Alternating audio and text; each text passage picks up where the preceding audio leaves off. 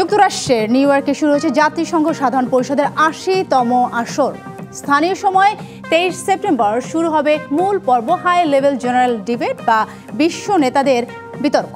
এবারে সাধারণ পরিষদে যোগ দিচ্ছেন বিশ্বের ১৪০ জনের বেশি রাষ্ট্রনেতা।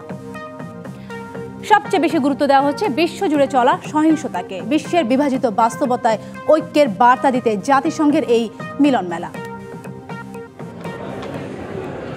বিশ্ব নেতাদের পদচারণায় মুখরিত জাতিসংঘ সদর দপ্তর।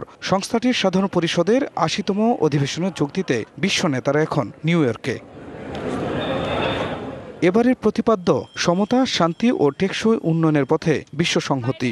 অধিবেশনে শান্তি, উন্নয়ন ও মানবাধিকার নিয়ে আলোচনা করবেন বিশ্ব নেতারা। এবার সবচেয়ে বেশি গুরুত্ব দেওয়া হয়েছে বিশ্বের বিভিন্ন প্রান্তে চলমান সহিংসতাকে। তবে মূল আকর্ষণ ফিলিস্তিনের স্বীকৃতি। মূল পর্ব শুরুর আগেই যুক্তরাজ্য, কানাডা, অস্ট্রেলিয়া এবং ফ্রান্স সহ বেশ কয়েকটি দেশ ফিলিস্তিনকে স্বাধীন রাষ্ট্র হিসেবে স্বীকৃতি দিয়েছে।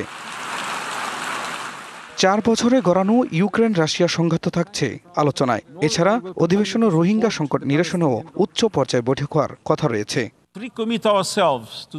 যুক্তরাষ্ট্রের ভ্রমণ নিষেধাজ্ঞা থাকায় এবার বিতর্ক পর্বে ভার্চুয়ালি যুক্ত হবেন ফিলিস্তিনের প্রেসিডেন্ট মাহমুদ আব্বাস।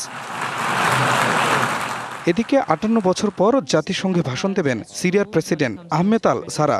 সবশেষ ১৯৬৭ সালে তৎকালীন সিরীয় প্রেসিডেন্ট নুরে উদ্দিন আল আতাসি জাতিসংঘের সাধারণ পরিষদে বক্তব্য দিয়েছিলেন। খান মোহাম্মদ মুকুল, ডিবিসি নিউজ ডেস্ক।